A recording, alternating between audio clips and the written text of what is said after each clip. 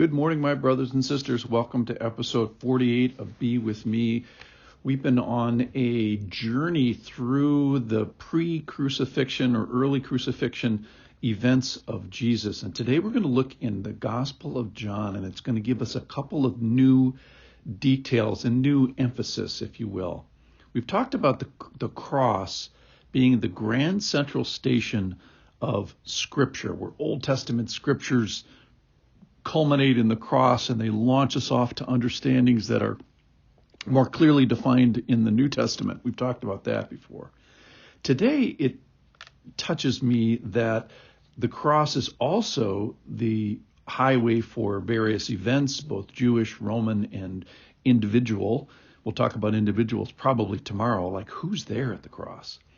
But today, I wanted to talk more about language, that this is going to be a lesson in language or an emphasis of language because of what Pilate writes on the inscription that goes over Jesus. Listen in with me for a new look at the crucifixion. Pay attention to the languages. So they took Jesus and he went out bearing his own cross to the place called the place of a skull, which in Aramaic is called Golgotha. We're going to come back to this. There they crucified him, and with him two others, one on either side, and Jesus between them. Pilate also wrote an inscription and put it on the cross. It read, Jesus of Nazareth, the King of the Jews. Many of the Jews read this inscription, for the place where Jesus was crucified was near the city, and it was written in Aramaic, in Latin, and in Greek. So the chief priests of the Jews said to Pilate, do not write the King of the Jews, but rather, this man said, I am King of the Jews. Pilate answered, what I have written, I have written. Verse 23, when the soldiers had crucified Jesus, they took his garments and divided them into four parts, one part for each soldier, also his tunic. But the tunic was seamless, woven in one piece from top to bottom. So they said to one another, let us not tear it, but cast lots for it, to see whose it shall be.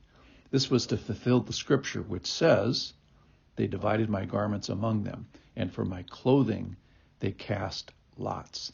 This is cited, let me just finish. So the soldiers did these things. So that's it for today. That last quote, they divided my garments among them and cast lots for my clothing, that's from Psalm 22. This has got to be, the 5th, 6th, 7th reference that we've had to Psalm 22. Psalm 22 is the most commonly quoted psalm in the entire New Testament because of what David wrote about the crucifixion 1,000 years before it actually happened. So we're certainly going to go back to Psalm 22 because it talks very plainly about the crucifixion. But today, let's go back to Pilate here. Pilate writes an inscription. He puts it on the cross. He writes it in 3 different languages, perhaps even by his own hand. He writes it in Aramaic. He writes it in Latin, and he writes it in Greek.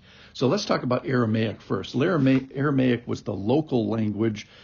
It was the language that most Jewish people of the area would have been familiar with, probably was their most commonly spoken language. So then you have Greek. Now, Greek was an empire before the Romans got there, and basically all around the Mediterranean Sea and going inland a number of miles from the Mediterranean Sea, the Greeks conquered that known world, Alexander the Great, etc.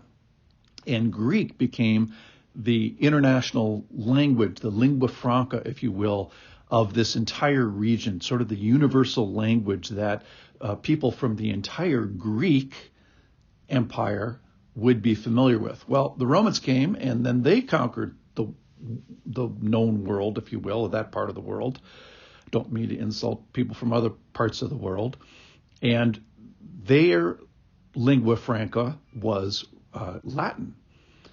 So in 300 AD, so 380 years after Jesus, Jerome translates the Old Testament and the New Testament, does basically all the books of the Bible, into Latin, and he makes a Bible called the Vulgate Bible. The common doesn't mean it's vulgar, it just means common, that it would meet the needs of this entire region. He must have done a great job because that Bible lasted for 1,500, even 2,000, almost 2,000 years. It's still used today, even a little bit. But he did a fantastic job. I wanted to get to the Latin part of it because that's where we get the word Calvary. So Calvary is not in the Bible. If we go to verse 17, the place is called the skull, which in Aramaic is called Golgotha, and then it leaves off. And in Latin, it's called the Calvera. Calvera is the Latin word for skull, and that's where we get the word Calvary. So this very popular Bible that was popular for sure for 1,000 years, the Latin translation, the Vulgate Bible done by Jerome, uses the word for this place called Calvary. So that's where you get that. It's a Latin word which means the skull, and in Aramaic means Golgotha. Okay. So Pilate writes in these three languages, the local language, the Roman conquering language, and the previous international language, which is Greek. And he writes Jesus of Nazareth, that's fine. But then he writes this offensive thing that says King of the Jews. And I think, and I'm reading between the lines here a little bit, that is his final parry. The Jews said, don't write that. My goodness, he's not the King of the Jews. That's why that's why we put him to death for blaspheming our one true God. And Pilate, I think, had probably had enough of the Jews at that point. And he says, I've written what I've written. And he's gotten all these pulls from his wife and from this trying to dump Jesus on Herod and sharing this joke with Herod. So he's got a lot of things going on, and not the least of which he thinks Jesus is innocent.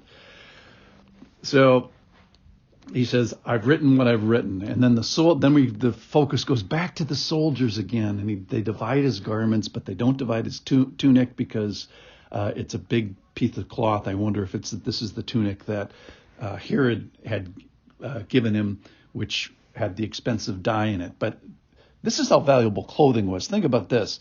These were all bloody. All these garments must have been just horribly bloody, but still they had value. So all these details today, I know it's a little bit of a mishmash, but the international language got me today. And the highway that crosses this Grand Central Station also includes the language. So thank you for listening today. Thank you for listening in English. And we'll see you tomorrow, and we'll look at the people of the cross. Thank you for listening.